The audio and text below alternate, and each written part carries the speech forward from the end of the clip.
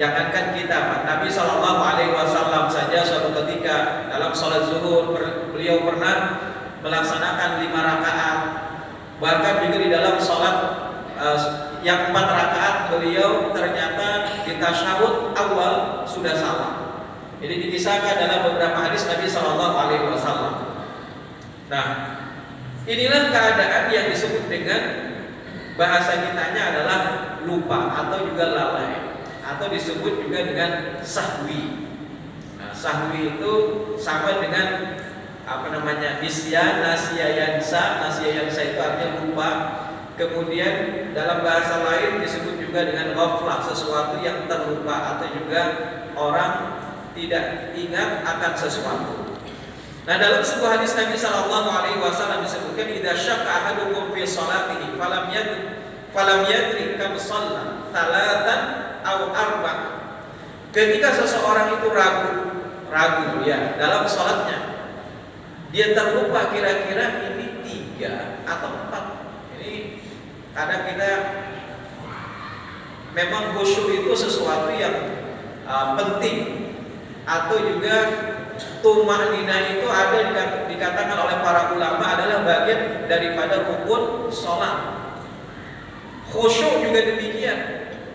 Tetapi terkadang karena entah urusan yang begitu banyak sehingga kita terpikirkan, pada saat kondisi yang demikian maka kita terlupakan, atau juga setan menarik pikiran kita sehingga kita terlupa berapakah jumlah rakaat yang telah kita lakukan.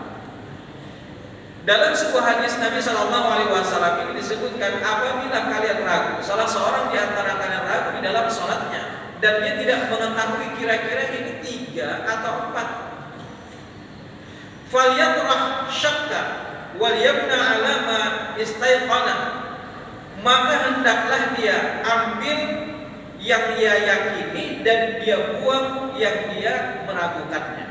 Nah, jadi kalau misalnya 3 dan 4, maka ambil yang 3. Jadi ambil yang paling sedikit. Dia ragu zuhur misalnya. Pada saat sholat zuhur itu ini 3 kah 4, 3, 4. Maka lebih baik dia ambil 3. Maksudnya yang lebih kecil daripada itu. Tsumma yasjud, kemudian hendaknya setelah itu dia sujud. Tapi sebelumnya karena tadi masih 3, maka dia harus menambah 1 rakaat lagi.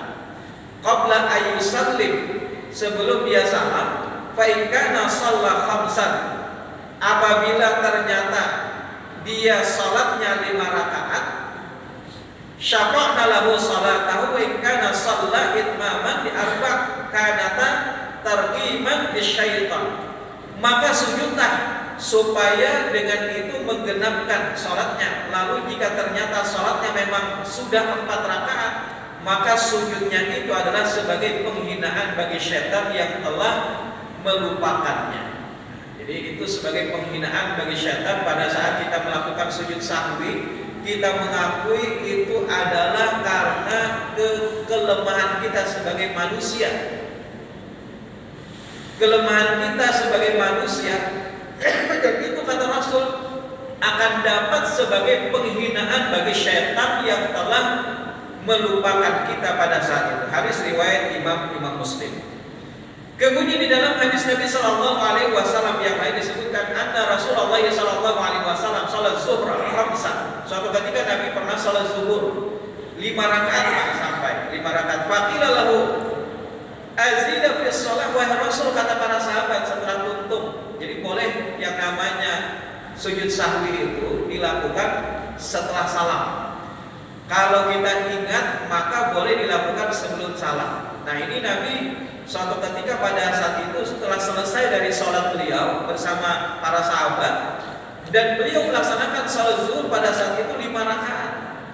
Para sahabat pun bertanya setelah salam, wahai Rasul, apakah sholat kita ini ditambah? Bertambah sudah jadi 5 rakaat. Faqala wa madzaka, apakah benar demikian kata Nabi? Qala shallaita khamsan, ya betul wahai Rasul, engkau telah melaksanakan sholat tadi 5 rakaat. Kemudian apa yang sajada sajdatain ba'dama sallama. Kemudian setelah itu lalu Nabi sallallahu alaihi wasallam melakukan 2 kali sujud. Dan itu dilakukan setelah beliau salam tadi kan, setelah diingatkan oleh para sahabat baru beliau melakukan sujud sahwi. Kemudian setelah itu beliau melakukan sujud sahwi. Hadis riwayat Bukhari. Nah, kemudian di dalam hadis Nabi sallallahu alaihi wasallam yang lain juga disebutkan Nabi pernah suatu ketika tidak duduk di antara 2 rakaat. Maksudnya tidak duduk tasyahud awal. Pada saat itu beliau juga terlupa. Tatkala selesai beliau pun sujud 2 kali, maksudnya adalah sujud sahwi. Kemudian di dalam hadis yang sangat terkenal juga, yang ini adalah seorang Arab Baduy yang bernama Dzul Yadain. Jadi pada saat itu para sahabat tidak ada yang berani, Pak. Tidak ada yang berani menegur Nabi Shallallahu Alaihi Wasallam. Tetapi orang Arab Baduy ini kan orang Arab yang bahasa kitanya wani, gitu kan. Pejabat pun istilahnya wani, dipanggil di sini. Nah, Nabi Shallallahu Alaihi Wasallam pada saat itu kebetulan beliau keliru di dalam sholat beliau. Dari Abu Hurairah radhiyallahu anhu yang berkata Rasul Shallallahu Alaihi Wasallam pernah mengimami kami sholat zuhur dan asar, lalu beliau salam. Kemudian Dzul Yadain bertanya kepada Nabi Shallallahu Alaihi Wasallam. Jadi hanya Arab Baduy ini yang berani, Pak. Pada saat itu para sahabat-sahabat yang lain tidak ada yang beraninya bertanya kepada Nabi pada saat itu. Wahai Rasulullah, apakah sholat kita telah dikurangi rakaatnya? Berkurang, wahai Rasul, sholat kita ini kok cuma 2? Kemudian Nabi Shallallahu Alaihi Wasallam pun bertanya kepada para sahabat, benarkah apa yang dikatakan oleh orang ini, kata Nabi? Kemudian para sahabat pun menjawab, iya benar wahai Rasul, sholat kita 2 rakaat. Lalu Nabi Shallallahu Alaihi Wasallam pun ini sudah salah padahal. Lalu Nabi Shallallahu Alaihi Wasallam pun akhirnya menyempurnakan 2 rakaat lagi yang tadi kekurangannya, Pak. Lalu Nabi pun bangkit bersama para sahabat menambah jumlah kekurangan rakaat beliau. Kemudian setelah itu beliau melakukan sujud 2 kali atau juga sujud sahwi. Bapak-bapak Ibu hadirin hadirat rahimani wa rahimakumullah, hadis riwayat Bukhari. Dari hadis-hadis Nabi Shallallahu Alaihi Wasallam ini, maka yang namanya sujud sahwi itu adalah sujud untuk bisa menutupi kekurangan dari apa yang telah kita lakukan di dalam sholat kita. Kekurangan itu entah karena kelebihan jumlah rakaat yang kita lakukan, atau kalau seandainya memang ada sesuatu yang kurang, maka hendaknya sebelum kita melakukan sujud sahwi kita sempurnakan dulu kekurangan tersebut. Dan kita sebagai seorang makmum yang di belakang, ketika kita sudah memberikan aba-aba kepada imam, Pak, misalnya imam kebetulan terlupa, kita di belakang sudah memberikan peringatan, subhanallah. Ternyata imamnya mungkin entah karena tidak mendengar atau karena apa, imamnya sudah berdiri, Pak. Nah, ketika imam itu sudah berdiri sempurna, Pak, kecuali kalau imamnya itu masih Allah misalnya, baru setengah, kemudian ada makmum yang memperingatkan, maka imam itu bisa kembali, Pak, duduk. Tapi ketika imam itu sudah berdiri sempurna, maka tidak boleh lagi dia kembali duduk. Tapi ada di antara imam yang kada paham, karena goyah oleh banyaknya orang yang memperingatkan. Di sebelah sana subhanallah, di tengah subhanallah, di belakang subhanallah. Akhirnya sini bingung. Tarusakan di sini ada, tarusakan ada. Akhirnya sini blak duduk.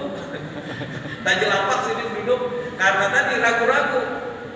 Padahal kalau seandainya imamnya sudah sempurna berdiri, maka dia tidak boleh kembali lagi, Pak. Justru makmum yang harus mengikuti imam sekalipun imamnya salah. Karena apa? Karena Nabi bersabda, innama ju'ilal imam liutamma bih. Dijadikan imam itu adalah untuk diikuti. Nah, nanti setelah selesai menuju tasyahud, baru bersama-sama melakukan yang namanya sujud sahwi, selesai perkaranya. Sehingga akhirnya apa? Semua jamaah tenang, semua jamaah bisa menyelesaikan sholatnya dengan baik. Coba bayangkan Pak, kalau seandainya tadi ada gambar si keras duduk, akunya sini tetap 4 rakaat. Kadang-kadang sini aku mempati imam 6 salah. Padahal innama ju'ilal imam liutamma bi. Bagaimana caranya sujud sahwi itu tergimana? Jadi sujud sahwi itu adalah 2 kali sujud, bacaannya sebenarnya sama dengan bacaan sujud biasa. Bisa dengan subhanakallahumma rabbana wa bihamdika allahumma ighfirli, kemudian kita duduk, tidak ada bacaan pada saat kita duduk itu Pak. Jadi tidak perlu membaca apa-apa pada saat kita duduk. Kemudian kita sujud lagi subhanakallahumma rabbana wa bihamdika allahumma ighfirli, atau bacaan yang biasa baca, misalnya subhana rabbiyal a'la, misalnya subhana rabbiyal a'la, itu juga boleh dibaca. Kemudian bacaan yang lain yang juga diajarkan Nabi pada saat sujud itu juga boleh dibaca. Jadi bukan subhanallah ya namu la yasu, itu ternyata tidak ada dalil yang menegaskan tentang perkara itu. Jadi cukup kita baca sebagaimana bacaan sujud biasa. Kemudian kita duduk tadi, kemudian setelah itu salam. Berarti telah selesailah yang namanya sujud sahwi. Nah, itu tata cara. Nah, ketika misalnya seseorang telah selesai, misalnya yang kebetulan dia ingatnya setelah salam, berarti kalau jumlah kekurangan rakaatnya itu masih kurang, tinggal dia sempurnakan. Nah, kemudian nanti di akhir dia melakukan juga sujud sahwi sebagaimana tadi. Kemudian setelah itu apakah salam lagi?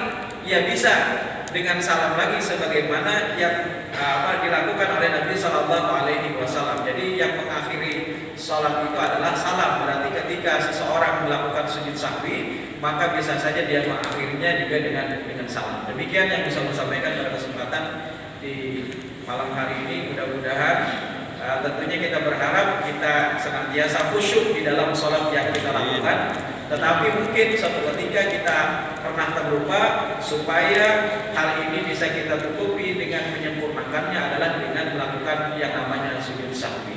Subhanakallahumma wa bihamdika asyhadu an la ilaha illa anta astaghfiruka wa atubu ilaik. Wassalamualaikum warahmatullahi wabarakatuh.